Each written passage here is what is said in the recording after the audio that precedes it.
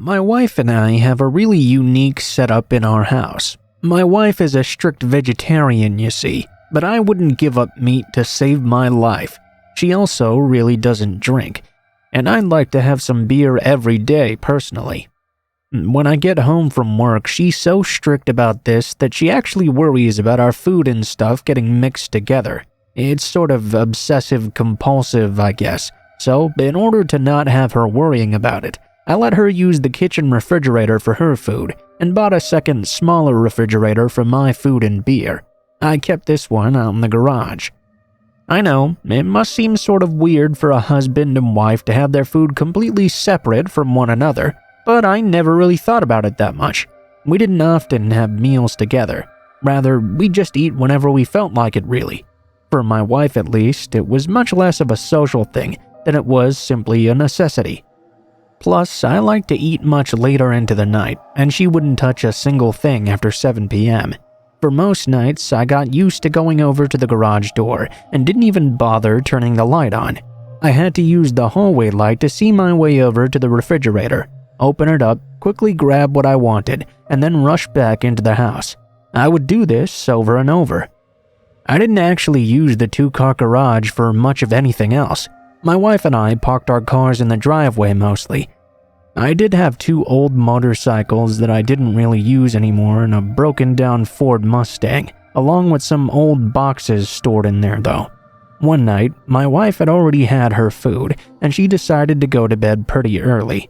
It was about 10 o'clock when I realized I really hadn't had anything to eat.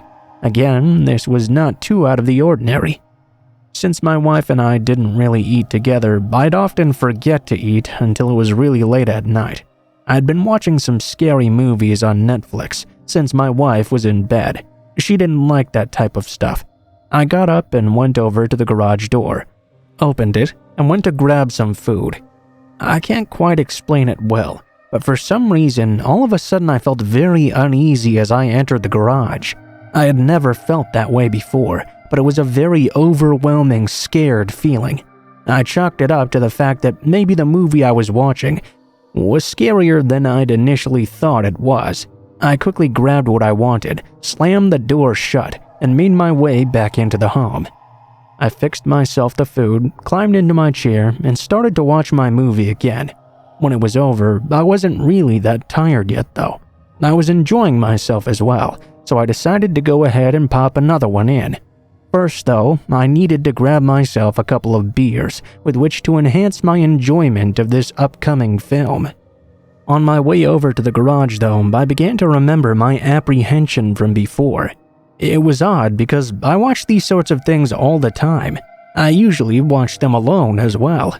It had been years since I'd actually gotten freaked out by one. I tried to be bold and just go about my business as usual. When I got to the garage door, I tried to psych myself up. I told myself I was not going to chicken out. I opened the door, left it open, and cautiously made my way over to the refrigerator. While I was holding the door open though, I began to get extremely freaked out again. I couldn't quite explain why. I felt so timid at the time. I was hyper aware of what was going on around me. I got worked up, thinking someone must be in the garage with me. Surely it was just the movie making me scared though. It was worse when the garage door to the house slowly shut behind me. Rather than grab my beer, I jogged over to the door and quickly flipped on the garage light. The garage lights were extremely bright, and since I never used them, they immediately hurt my eyes in the darkness. I groaned, and simultaneously, I heard another groan. I rubbed my eyes quickly and looked over at the far side of the garage. I couldn't see anything, and at first I thought it must be my imagination. I walked over and looked around. I looked behind the boxes, behind the car. I didn't see anyone. I was about to chalk it up to my imagination, but once I turned around, I happened to glance into the back seat of the Mustang. I jumped in place when I saw someone lying in the back seat of the car, crouched down and trying to avoid being seen. This time I sprinted over to the door. I rushed into the house, slammed it behind me, and locked the door shut.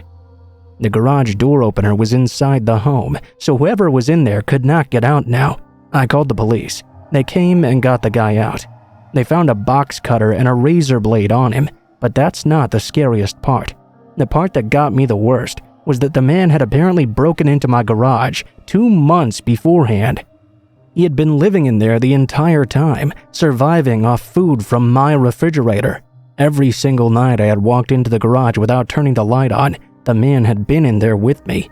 That has been hard to get over.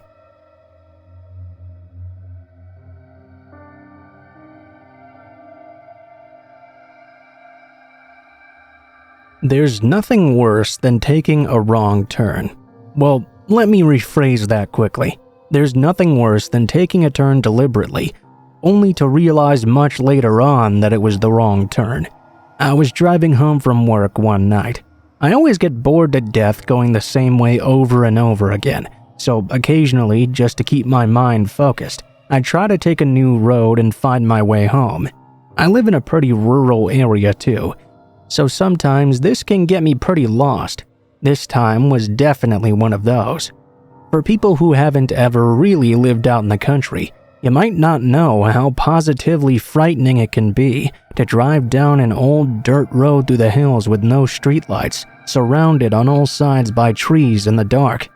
You can't drive particularly fast either, because there are plenty of sharp turns. The road I turned down that night in question had another problem as well. After a very short time on it, it quickly narrowed down to only a single lane. This made the ride even more difficult because it gave me only 2 options: drive in reverse and get back to the road I'd been driving on, or drive forward and eventually turn around in whatever driveway this road led to. I wish I could explain this in a way that truly conveyed how frightening it was. It was pitch black. My headlights only lit up a small portion of the area in front of me. Everything only slightly up ahead was completely dark, and everything behind me and to the side was pitch black. I had to drive extremely slowly for fear of running into something dangerous. After much driving, the road took a sudden turn, and my worst fear became true. This did not lead to a driveway. Instead, it turned right into a big solid metal barrier gate. Like I said, there wasn't a driveway behind it either. I could see there was room beyond the gate to turn my car around a bit, so completely scared out of my wits, I pulled up close to the gate. I got out and of course left my door open and walked slowly over to it. I quickly grabbed it and swung it open, then I rushed back to my car and slammed the door. It gave me just enough space to drive through. I slowly drove in, turned around, and pulled past the gate.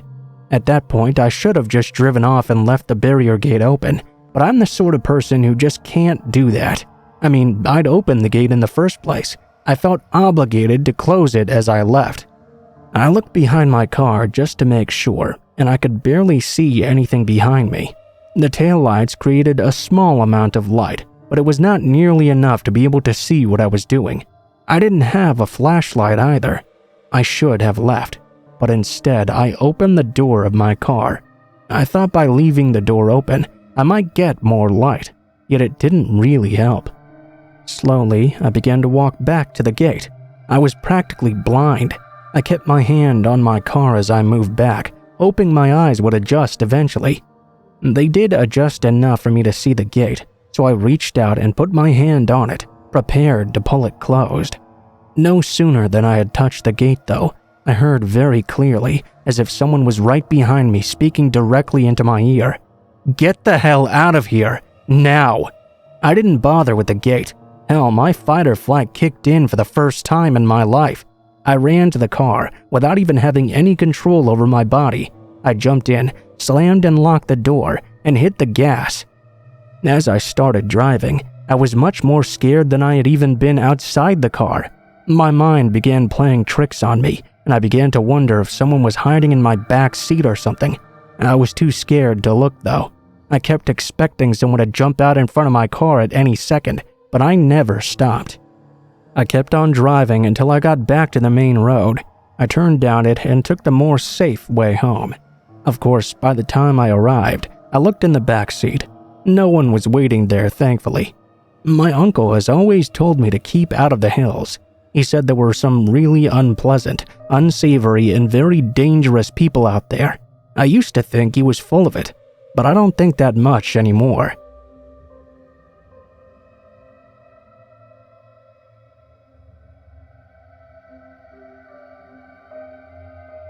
I definitely want this story to be anonymous, as it's easily the scariest thing and the worst thing that's ever happened to me. This happened nearly 30 years ago, and even today I've not fully come to terms with it. Right now, I'm 38 years old, but when this happened, I was about 9 or so. My mom, my older brother, and myself were out on a Saturday outing. We were going to Kmart to do some shopping for school. My brother was about 15 at the time. My mom had put some items on layaway and needed to make a payment on them. When we got there was a really long line at the layaway. She wasn't going to be able to come back later, as the payment was due on that same day. While we were waiting, my brother was of course getting quite antsy, as was I. He asked my mom if he could take me to go look at the toys instead. She agreed and we went off together. My brother, though, quickly lost interest in showing me the toys when he saw a few cute girls wandering around. He tried to drag me off with him, but at 9, I really had no interest in girls. Instead, he agreed to let me stay in the toy aisle. While he went off to flirt, I was looking at some He-Man toys when I noticed a man come skulking into the aisle. He stared at me the whole time, too. I didn't really think much about it at first. I figured he could be there to buy something for his kids. He was looking at the toys at the far end of the aisle, but every now and then, he'd covertly glance over to me, then go back to pretending to look at the toys. I noticed he kept creeping closer and closer to me, following that same pattern. I guess I should have been more alarmed, but I really didn't think I was in any danger.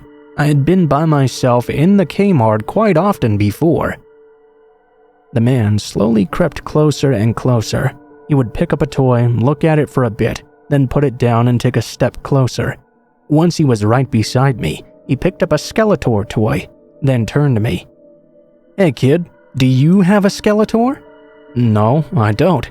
He showed the toy to me. "Well, want me to buy it for you? Just come up to the registers and I'll buy it for you." I shook my head again.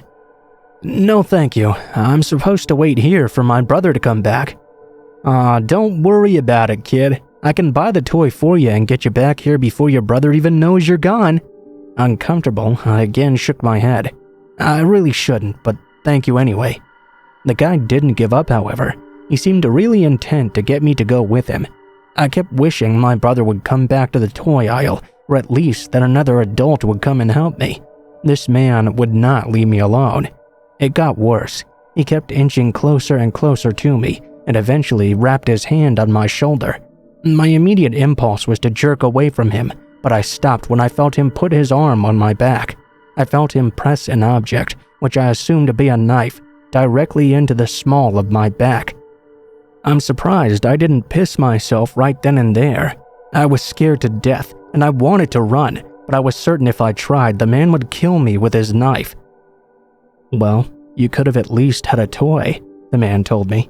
"Now you're gonna come with me, and you're not gonna make a sound if you don't want this knife in your neck." The man pushed me forward, and I had to walk forward with him.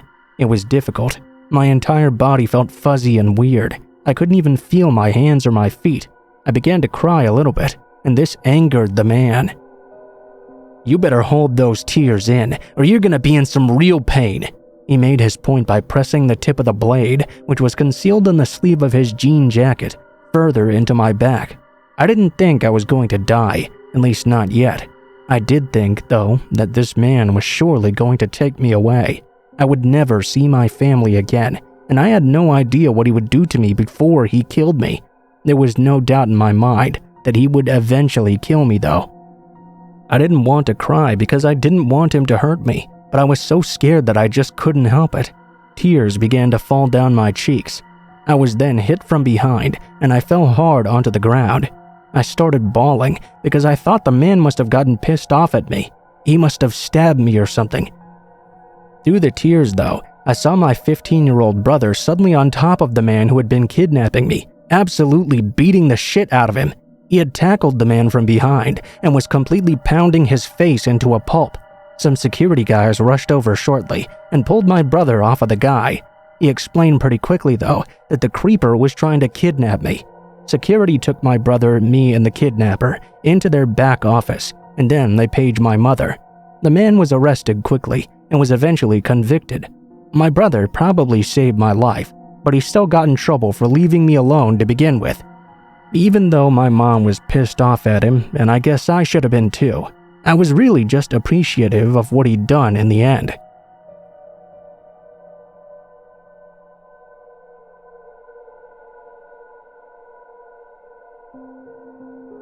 When I was in high school, I tended to spend a lot of time over at my best friend Tim's house. He lived on the other side of the neighborhood. After school, I would walk back to his house with him, and we would play video games all evening and well into the night. Then, when it got pretty late, I would walk back home across the neighborhood. I lived in a small town, so although there weren't really many people out late at night when I was walking, I never got too worried. It was a small town, and nothing bad ever happens in a small town, right? So, walking home at night alone was no big deal. One day in the fall, though, it became a very big deal. It normally took me about half an hour to walk from Tim's house to my own. I had to walk up through the main street of town, which was generally pretty deserted. All the stores and all the shops closed down around 5 or 6 in the evening. Occasionally, though, I would see someone while walking home. It was never anyone I was worried about, usually a teenager or an older woman, for example. But on this day, as I walked over the train tracks by the post office, I saw someone sitting in the middle of the parking lot of the post office, just sitting on the ground. He was wearing a hoodie, and I couldn't really get a good look at him. I was looking, though. I guess I looked too long, because he caught me looking at him. I quickly averted my gaze, as people often do when caught looking at someone else. I didn't think it was a big deal. I mean, that sort of thing happens all the time, right? I did begin to slightly worry a bit when the man sprang to his feet and began walking out of the parking lot and toward the sidewalk in a hurry. Fortunately, though, he was across the street from me. Unfortunately, he was staring directly at me as I walked along. Unnerved, I began to go a bit faster. As I did, though, the man across the street began to go faster as well. He was now glaring at me and keeping pace with me. At no point did he actually try to cross the street, though. He just kept pace. The road through town was quite a long one, and our semi-encounter had happened at the very beginning of the road. I actually had to walk the length of the road and then make a right turn when the road ended, but it seemed obvious that this man was either following or at least trying to follow me. I decided to take a bit of a gamble and take a left turn on an earlier road. If I did, I could walk around the block and still eventually get to where I was going. It was down a darker street than the main road, but now there was a chance I could at least lose the man. When I got to the spot where I wanted, I made a sudden turn and walked down that road. A quick glance behind me showed that the man had just continued to walk forward. I was relieved that he hadn't followed me. I didn't even mind that the road I was now on was much darker. After a bit more walking, I made it to the road I originally would have had to turn on anyway. There was no sign of the man, so I got to the sidewalk and made a turn to cross the road. Out of the corner of my eye, though, I suddenly saw the man come sprinting at me from around the side of a building. I immediately knew that he had headed me off at the path, so to speak. Unfortunately, he'd caught me by surprise. He tackled me to the ground. He didn't hit me, though. He held me to the ground and pinned me in place. He smelled revolting, and he had this insane look in his eyes. As I sat there struggling to get away, he held me down with no problem like the Hulk. Then he began to spit in my face. He began raving like a lunatic, telling me that I thought I was better than him, that I didn't know what it was like to have a rough life. He also kept calling me JJ for some reason, and talking to me like he knew who I was. I couldn't get away from this man. He was so much bigger and stronger than me. He had the leverage too, plus I was panicking. He wrapped his hand around my neck and began to strangle me. I struggled, and he began to shake me against the pavement. My head slammed into it and hit it again and again. Eventually, I lost consciousness. Next thing I knew, I was suddenly in the hospital. Apparently, I'd been found in a pool of my own blood on the sidewalk. The man who attacked me was nowhere to be found. I had a severe concussion, and my shoulder was fractured as well. All I could guess was that maybe this crazy guy thought he'd killed me or something and ran away in a hurry. I had a long recovery psychologically. Although I never saw the man again, I thought I saw him all the time. I thought I'd see him every time I went for a walk. I'd imagine seeing him looking into my bedroom window every night. I always thought he was there watching me, and each time I could have swore I really saw him. Sometimes I still see him even today.